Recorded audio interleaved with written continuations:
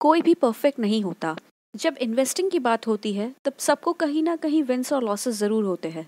लेकिन कुछ मिस्टेक्स बहुत कॉमन है वाइल ट्रेडिंग स्टॉक्स जो बहुत से लोग करते हैं। गुड न्यूज़ ये है कि हम सब वो मिस्टेक्स अवॉइड कर सकते हैं अवेयरनेस के थ्रू। आज हम 15 इन्वेस्टिंग मिस्टेक्स के बारे में बात करेंगे जिसको आप अवॉइड कर सकते हैं और अपने एडवांटेज के लिए भी उसे यूज़ कर सकते हैं। पहली मिस्टेक है नॉट इन्वेस्टिंग। आप इन्वेस्टिंग जर्नी में सबसे बड़ी गलती ये करते हो कि आप इन्वेस्ट ही नहीं करते। रिटायरमेंट बहुत एक्सपेंसिव है और अनफॉर्चुनेटली हम में से बहुत से लोग स्टॉक मार्केट में बिना इन्वेस्ट किए ज़्यादा सेव नहीं कर पाएंगे। इमेजिन करो कि आपने 15,000 हर महीने सेव किया 25 की उम्र से 60 तक, जब तक आप रिटायर होते हैं। अगर आप वो पैसे बैंक अकाउंट में रखते हैं तो आपको 4% ही इंटरेस्ट मिलेगा। तो 60 तक आपके पास बहुत कम पैसा होगा। लेकिन अगर आप वही पैसे स्टॉक मार्केट में लगाते हैं तो स्टॉक मार्केट के एवरेज एनुअल रिटर्न के हिसाब से 14 से 15% रिटर्न आपको ज़रूर मिलेगा। आपने उतने ही पैसे लगाए स्टॉक मार्केट में जितने आप बैंक में रख रहे थे। तो आप देख सकते हैं कि आपने उससे कितना डिफरेंस बना लिया। दोस्तों, अगर आपको ये वीडियो पसंद आ रहा है तो इस चैनल को लाइक, शेयर और सब्सक्राइब ज़रूर करें। दूसरी मिस्टेक है investing in a business you do not understand. काफ़ी बार इन्वेस्टर्स लेटेस्ट हॉट इंडस्ट्री की तरफ जाते हैं। उनको बहुत कम पता होता है या कुछ भी नहीं उस कंपनी के बारे में, चाहे वो टेक से रिलेटेड हो या बायोटेक। लेकिन फिर भी उनको लगता है कि ये इन्वेस्टमेंट उनको प्रॉफिट बना के देगा। लेकिन जब आप एक बिजनेस को समझते हो, आपको एक नेचुरली बिल्ट इन एडवांटेज मिल जाता है दूसरे इन्वेस्टर्स से। एक एग्जाम्पल ले तो अगर आप रेस्टोरेंट चलाते हो तो उसके बैक एंड बिजनेस के बारे में आपको अच्छे से पता होगा। पब्लिक में कोई न्यूज़ आए उससे पहले ही आपको पता चल जाएगा उसकी ऑर्गेनाइजेशन के बारे में। आपको पता चल जाएगा कि वो इंडस्ट्री बूम करेगी या स्लो होगी या ठंडी पड़ जाएगी, वो भी बाकी इन्वेस्टर्स से पहले, जिससे आप अच्छे स्ट्रैटेजिक इन्वेस्टमेंट डिसीजंस ले पाएंगे। तो जब आप अपनी अंडरस्टैंडिंग से हट के इन्वेस्ट करते हैं तो आपको उस कंपनी की कॉम्प्लेक्सिटी और बिजनेस के बारे में नहीं पता। इसका मतलब ये नहीं है कि आपको गोल्ड माइनर होना होगा गोल्ड माइनिंग में इन्वेस्ट करने के लिए, या एक मेडिकल डॉक्टर होना होगा हेल्थ केयर में इन्वेस्ट करने के लिए। लेकिन आपको उसके बारे में अच्छे से पता होना चाहिए। दोस्तों, इन्वेस्टिंग और स्टॉक मार्केट से रिलेटेड अगर आप बुक्स बाय करना चाहते हैं तो डिस्क्रिप्शन में लिंक्स दी हुई है, उस पर क्लिक करके आप बाय कर सकते हैं। अगली मिस्टेक है not having a diverse portfolio. Diversification एक रिस्पॉन्सिबल इन्वेस्टिंग का बड़ा फाउंडेशन है। पोर्टफोलियो को डाइवर्सिफाई करने से रिस्क कम होता है, ताकि अगर आपका कोई इन्वेस्टमेंट अंडर परफॉर्म करे तो वो आपके एंटायर पोर्टफोलियो को इम्पैक्ट नहीं करेगा।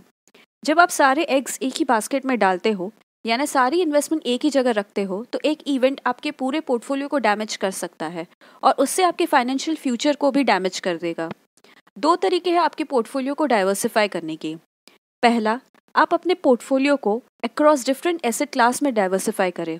फॉर एग्जाम्पल, कुछ पैसे स्टॉक्स में रखें, कुछ बॉन्ड्स में, कुछ रियल एस्टेट में।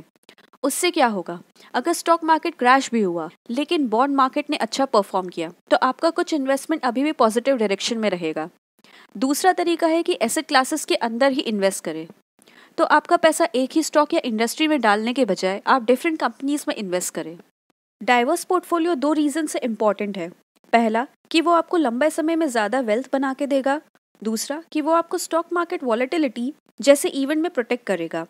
एक ही इन्वेस्टमेंट में इंडेक्स फंड, म्यूचुअल फंड्स और ईटीएफ्स एक आसान तरीका है इन्वेस्ट करने के लिए, ताकि आप अपना पोर्टफोलियो डाइवर्सिफाई कर सकें। अगली मिस्टेक है expecting too much from the stock. ये ज़्यादातर पेनी स्टॉक्स के लिए लागू होता है। बहुत से लोग लो प्राइस स्टॉक्स को लॉटरी टिकट समझते हैं और सोच लेते हैं कि वो उनको वेल्थ बना के देगी।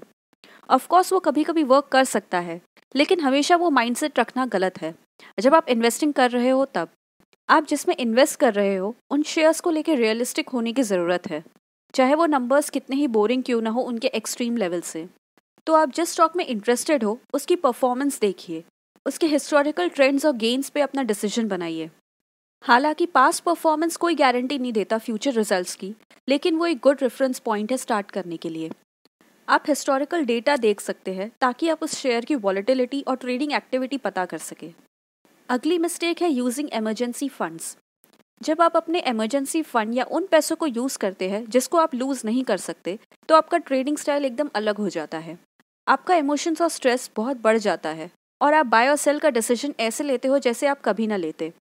जब आप स्टॉक्स को इवैल्यूएट कर रहे हो तब अपना रिस्क टॉलरेंस देखो, आपकी एबिलिटी या विलिंगनेस उन पैसों को छोड़ने की जिससे आप सोचते हैं कि ज़्यादा रिटर्न्स मिलेंगे। आपको कभी भी हाई प्रेशर सिचुएशन में नहीं रहना चाहिए, जहां आप अपना वो पैसा लगा रहे हो जो आप रिस्क नहीं कर सकते खोने का। वो इमरजेंसी फंड्स हो या रिटायरमेंट फंड। जब आप इमरजेंसी फंड यूज़ नहीं करते तब आप रिलैक्सिंग ट्रेडिंग डिसीजंस लेते हैं। उससे आपको ज़्यादा सक्सेस मिलती है जब आपके इमोशंस आपके इन्वेस्टमेंट पे भारी नहीं पड़ते। अगली मिस्टेक है बीइंग ड्रिवन बाय इम्पेशंस। सबसे कॉस्टली इमोशन इन्वेस्टिंग में होता है इम्पेशंस। याद रखें कि स्टॉक्स एक पर्टिकुलर बिजनेस का शेयर होता है और बिजनेस बहुत स्लोली ऑपरेट करता है जितना हम एक्सपेक्ट करते हैं उससे। जब मैनेजमेंट नई स्ट्रैटेजी के साथ आती है तो कई महीने लग जाते हैं उस अप्रोच को आने में। इन्वेस्टर्स उस स्टॉक्स के शेयर्स बाय कर लेते हैं और एक्सपेक्ट करते हैं उन शेयर्स को जल्द से जल्द अच्छे रिटर्न्स देने का। ये चीज़ कंपनी के ऑपरेटिंग टाइम को कम्प्लीटली इग्नोर कर देती है। रियलिटी में वो स्टॉक बहुत स्लो मूव करता है जितना आप सोचते हैं। और तो और लॉन्ग टर्म इन्वेस्टमेंट में एक्सट्रीम हाई और एक्सट्रीम लो मैटर नहीं करता। याद रखें, इन्वेस्टिंग प्रॉफिटेबल कब होती है? जब मैजिक ऑफ कंपाउंडिंग लगता है। कंपाउंडिंग को वर्क करने में टाइम लगता है, इसलिए जो जल्दी स्टार्ट करते हैं इन्वेस्ट करना वो अपने रिटायरमेंट को अच्छे से एंजॉय कर पाते हैं। अगली मिस्टेक है learning about stocks from wrong places. जो सो कॉल एक्सपर्ट्स है उनकी कमी नहीं है, जो अपने ओपिनियंस देते हैं ऐसे बताते हैं कि वो बहुत एजुकेटेड है और हमेशा सही है। हमेशा याद रखें कि अगर कोई टॉप मीडिया में फीचर हो रहा है तो उसका मतलब ये नहीं कि उनको पता है कि वो क्या बोल रहे हैं। हो सकता है उनको उसके बारे में सब पता हो, लेकिन उसका मतलब ये नहीं कि वो सही ही है।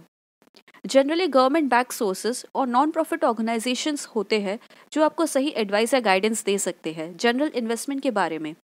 आप किसी फाइनेंशियल एडवाइज़र या प्रोफेशनल को कंसल्ट कर सकते हैं जो आपको इसमें हेल्प कर सके। आपका काम एज एन इन्वेस्टर ये है कि आप पहचानें कि किस सोर्स ऑफ इन्फॉर्मेशन को आप ट्रस्ट कर सकते हो। जब आप उनको पहचान लोगे जो आपका प्रॉफिट बनाने में हेल्प कर सकते हैं, उनके पूरे थॉट्स पर रिलायबल नहीं होना, उनके थॉट्स को अपने ओपिनियंस के साथ कंबाइन करके ट्रेडिंग डिसीजन ले। अगली मिस्टेक है फॉलोइंग द क्राउड। बहुत से केसेस में लोग उस इन्वेस्टमेंट के बारे में सुनते हैं जिसने ऑलरेडी अच्छा परफॉर्म कर लिया होता है। अगर कुछ स्टॉक प्राइसेस डबल या ट्रिपल हो जाते हैं तो मेन स्ट्रीम मीडिया अक्सर उनको ही कवर करती है और सबको बताते हैं कि वो शेयर कैसा है। अनफॉर्चुनेटली जब तक मीडिया किसी शेयर की स्टोरी में इन्वॉल्व होती है तब तक वो स्टॉक अपने पीक तक पहुंच चुका होता है। इन्वेस्टमेंट तब तक ओवरवैल्यूड हो जाता है और मीडिया कवरेज उसमें लेट होती है। जो भी कहे टीवी, न्यूज़पेपर और इंटरनेट किसी भी स्टॉक्स को और चढ़ा देता है और उसको एक्सेसिवली ओवरवैल्यूड टेरिटरी में भेज देता है। तो अगर आप क्राउड को फॉलो करेंगे तो हो सकता है कि आप अपना पैसा खो दें। अगली मिस्टेक है एवरेजिंग डाउन। एवरेजिंग डाउन वो इन्वेस्टर्स यूज़ करते हैं जिन्होंने ऑलरेडी मिस्टेक कर दी होती है और अब उसको कवर अप करना है। जैसे कि कोई शेयर बाय किया, फिर वो उसके लो पे पहुंच गया, तो वो उस मिस्टेक को कम दिखाने के लिए थोड़ा और खरीद लेते हैं इस नई लोअर प्राइस पे। इससे क्या हुआ कि जिस प्राइस पे बाय किया था और जो कम प्राइस पे बाय किया उससे एवरेज प्राइस पर शेयर कम हो गई। इससे उनका स्टॉक का लॉस कम दिखता है जितना है वो उससे। लेकिन असल में क्या हो रहा है कि इन्वेस्टर ने वो स्टॉक बाय किया जिसकी वैल्यू गिर रही थी और अब तो और पैसा उसमें लग गया। इससे इफेक्टिव स्ट्रैटेजी है एवरेज अप करना। जहां आप एक स्टॉक ज़्यादा खरीदते हो जब वो उस डायरेक्शन में मूव करता है जहां आप सोचते हो कि वो किस प्राइस तक पहुंचेगा। वो शेयर प्राइस की एक्टिविटी बताती है कि आपने एक अच्छा कॉल लिया है। अगली मिस्टेक है chasing high priced IPOs.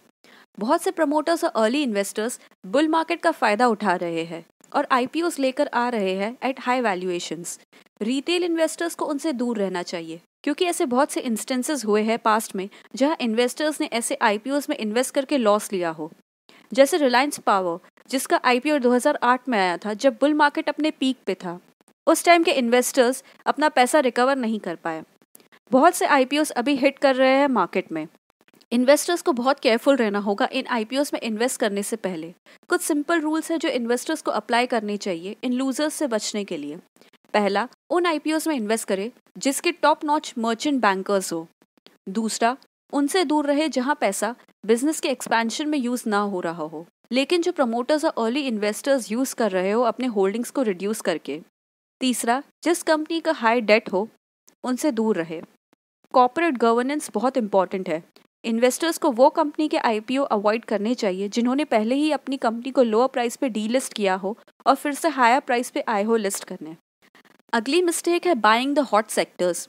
Bull market में रिटेल इन्वेस्टर्स जो डायरेक्टली स्टॉक्स में इन्वेस्ट कर रहे हैं उनको उस सेक्टर में इन्वेस्ट करना अवॉइड करना चाहिए जो ऑलरेडी अपवर्ड है, जैसे फार्मा और आईटी सेक्टर। उनको सेक्टर स्पेसिफिक फंड्स में भी इन्वेस्ट करने से बचना चाहिए जिन्होंने अच्छे रिटर्न्स ऑलरेडी दे दिए हैं।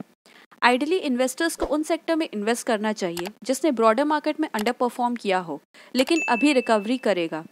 अगर आपके पास वो एक्सपर्टीज नहीं है ऐसे स्टॉक्स पिक करने की, तो बेटर है आप इंडेक्स फंड्स या वेल मैनेज्ड डाइवर्सिफाइड फंड्स में इन्वेस्ट करें।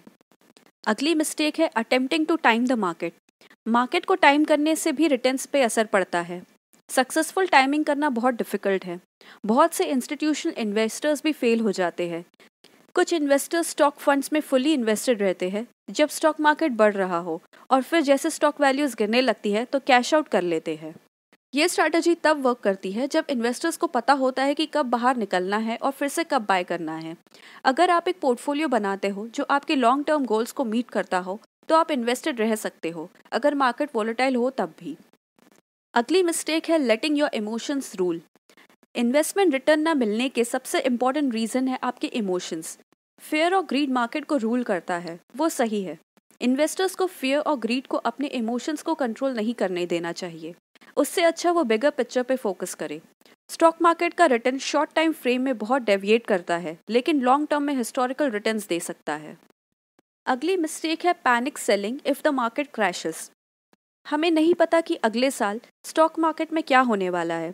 स्टॉक वैल्यू स्टेडी भी हो सकती है या फिर हम सबसे बड़ा स्टॉक मार्केट क्रैश भी एक्सपीरियंस कर सकते हैं। हालांकि कोई स्पेसिफिक रीज़न नहीं है कि स्टॉक्स बहुत बुरा करेंगे, लेकिन हमेशा एक मार्केट क्रैश के लिए तैयार रहे तो अच्छा है और इसके लिए राइट माइंडसेट होना बहुत इंपॉर्टेंट है। Worst mistake as an investor आप कर सकते हो कि अपने इन्वेस्टमेंट पैनिक में सेल कर दो जैसे ही उनकी वैल्यू गिरना शुरू कर दे। आप जब ऐसा करते हो तब लॉसेस मिलते हैं आपको, लेकिन जब आप टाइटली बैठ जाते हो और चीज़ों के एंड होने का वेट करते हो तब आप एक विनर एमर्ज हो सकते हो। नए साल में जाते जाते नए तरीके ढूंढिए जिससे आप स्टॉक मार्केट क्रैश के स्ट्रेस से कोप कर सके। इससे क्या होगा, अगर थिंग्स वर्स भी हुई तो आप स्टॉक्स को बेचने के लिए टेम्प्ट नहीं होंगे, जिससे आप लॉसेस से बच पाएंगे। अगली मिस्टेक है going all in on crypto without doing your research. बहुत से इन्वेस्टर्स क्रिप्टो करेंसी की सक्सेस को एंजॉय कर रहे हैं, तो आप सोच रहे होंगे उसमें इन्वेस्ट करने का या अपने करंट होल्डिंग्स में ऐड करने का। ये कोई मिस्टेक नहीं है, लेकिन जो चीज़ आपको नहीं करनी है वो ये है कि आपके पोर्टफोलियो का 50% हिस्सा क्रिप्टो करेंसी में इन्वेस्ट करें, जो कि आपने पहले कभी न किया हो। वैसे तो रिस्क फ्री इन्वेस्टमेंट जैसा कुछ होता नहीं है, लेकिन क्रिप्टो करेंसी बहुत ज़्यादा रिस्की है, स्टॉक से भी ज़्यादा। क्रिप्टो करेंसी की वैल्यू ना ही सिर्फ वाइल्डली स्विंग करती है स्टॉक वैल्यूज से, लेकिन डिजिटल कॉइन्स बहुत सालों से नहीं है जितना पब्लिक ट्रेडिंग कंपनीज है, और इसलिए हमें नहीं पता कि crypto currency long term investment के लिए कितनी अच्छी है। अगर आप क्रिप्टो करेंसी को अपने पोर्टफोलियो में ऐड कर रहे हो इस नए साल में, तो शुरू कम से करो और क्रिप्टो के अलावा भी दूसरे इन्वेस्टमेंट करके रखो। बॉटम लाइन ये है कि आइडियली आप इनमें से काफ़ी मिस्टेक्स नहीं करेंगे, लेकिन बहुत से इन्वेस्टर्स इन मिस्टेक्स को कर सकते हैं। तो जैसे नया साल आ रहा है, ये नेचुरल है कि आप इन्वेस्टमेंट स्ट्रैटेजी बना रहे होंगे, तो इन मिस्टेक्स को अवॉइड करें ताकि आप अगले 12 महीने की सक्सेस को एंजॉय कर पाए।